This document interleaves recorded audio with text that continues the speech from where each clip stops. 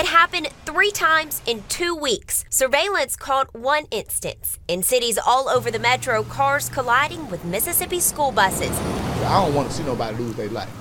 But I know how people feel when they be in so much of a rush. In 2 of these cases, kids were inside of the bus at the time. Do you guys think that you need seatbelts on the school bus? Yes. Why do you think you need a seatbelt? Because it's safer that way, and because, like, if the bus stops and then you can, like, hurt yourself.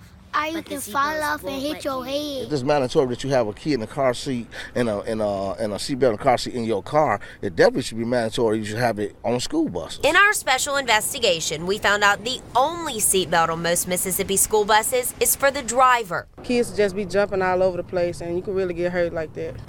But the question over whether to add seatbelts has been going on for more than 20 years. It may sound strange because click it or ticket is a law in Mississippi. All drivers and front seat passengers in a car are required to buckle up, and kids under the age of 7 are supposed to sit in a belted car seat. This school bus that we're on is only about 3 years old, and the Clinton transportation director says every year the seats just keep getting higher.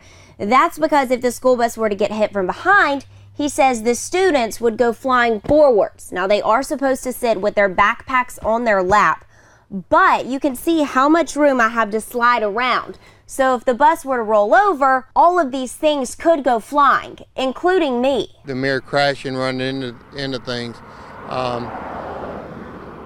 I think you're pretty safe on a school bus. It's just the rollovers, the flips, the vaults, those type things is what you have to worry about when it starts coming to kids, when they start flying in and out of windows. Is that where a seatbelt does come into play to keep everybody from flying all over the place? That's correct. Right now, only 6 states require seatbelts on full-size school buses. That doesn't include Mississippi.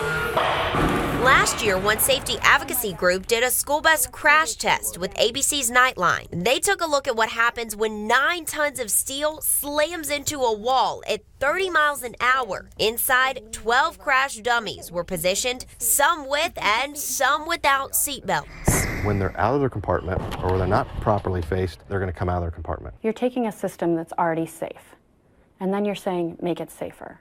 But what you don't want to do is have any unintended consequences. Government officials say school buses have been specifically designed to protect kids without seatbelts. Leaders from the NTSB say while there are a lot of crashes, on average, only 5 children die each year because of a bus accident. We have a school bus that works extremely well.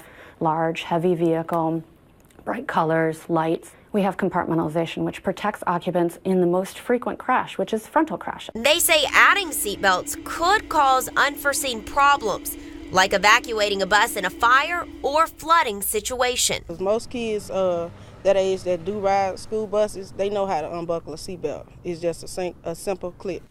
One representative tried to pass a law to get seatbelts on all school buses just like this one. But the biggest issue?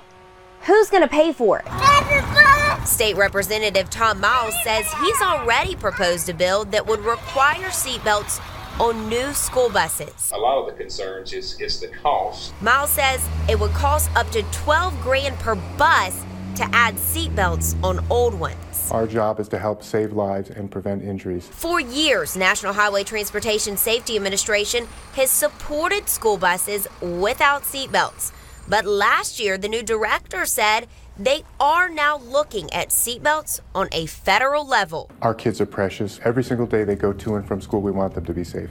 And we know seatbelts save lives. That's the big fear by many is that if you don't start phasing this in over time, that you may have a federal mandate that comes down and beyond the state, that beyond the school districts, that the school buses don't get to roll unless they have seatbelts on. But every parent we talk to says the state needs to find a way. Well, they got money in the budget for everything else that's unnecessary. I mean, this is necessary. This is mandatory. It should be mandatory. In Parker 16, they can find that money somewhere in that budget. WAPT News.